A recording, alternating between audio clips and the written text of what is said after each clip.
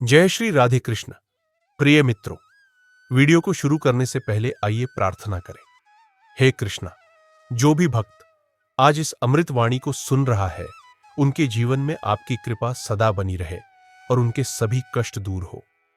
मित्रों, इस अद्भुत वाणी को सुनने से पहले अपने विचार और भक्ति को व्यक्त करते हुए नीचे कमेंट में जय श्री राधे कृष्ण जरूर लिखें। आपकी यह भक्ति हमारी इस यात्रा को और भी अद्भुत बनाएगी। साथ ही यदि आप हमारे चैनल अकेला इंस्पायरिंग गॉड पर नए हैं तो अभी सब्सक्राइब करें और घंटी के बटन को दबाएं ताकि आप हमारी हर नई भक्ति यात्रा का हिस्सा बन सके। तो चलिए बिना देरी किए इस दिव्य यात्रा की ओर बढ़ते हैं। भगवान श्री कृष्ण का नाम आते ही मन में एक ऐसी छवि उभरती है जिसमें बुद्धि, भक्ति, प्रेम और नीति का अद्भुत संगम होता है। उनके उपदेश केवल अर्जुन के लिए नहीं थे, वे हर युग, हर व्यक्ति, हर आत्मा के लिए है जो जीवन की उलझनों में फंसी है। श्रीमद् भगवद गीता में दिए गए उनके वचनों ने न केवल महाभारत के युद्ध में अर्जुन को कर्तव्य पथ पर वापस लाया, बल्कि आज भी करोड़ों लोगों को उनकी अंतरात्मा की आवाज सुनने की प्रेरणा देता है। श्री कृष्ण का सबसे प्रमुख उपदेश है कर्मण्येवाधिकारस्ते मां फलेषु कदाचन मां कर्मफल हेतुर्भूर्मा ते संगोस्त्व कर्मणि। भावार्थ, तुझे कर्म करने का अधिकार है, फल पर नहीं। तू कर्म को ही अपना धर्म मान, फल की चिंता मत कर। कर्म से विमुख होना तेरा मार्ग नहीं है।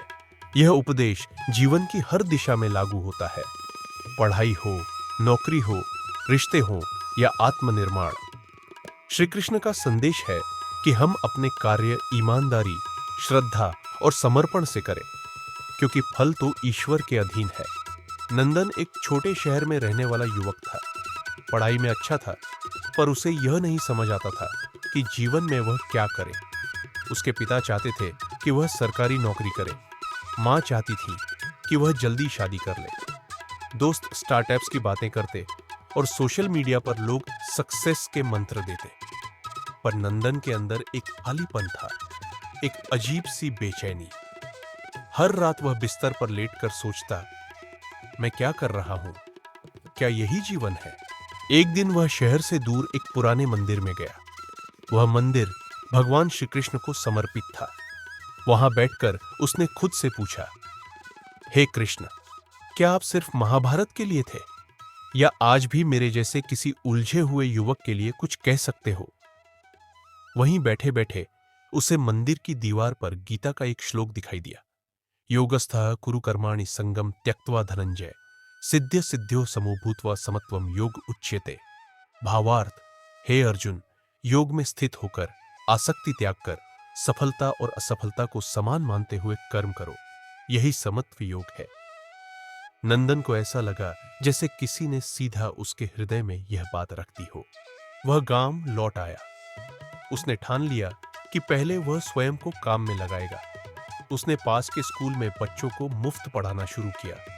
पहले लोग हंसे, पढ़ाई छोड़कर पंडित बन गया है, पर धीरे धीरे लोग उसकी सच्चाई और सेवा भाव को समझने लगे। जिन बच्चों को कोई नहीं पढ़ाता था, उनमें से कुछ ने बोर्ड में अच्छे अंक लाए।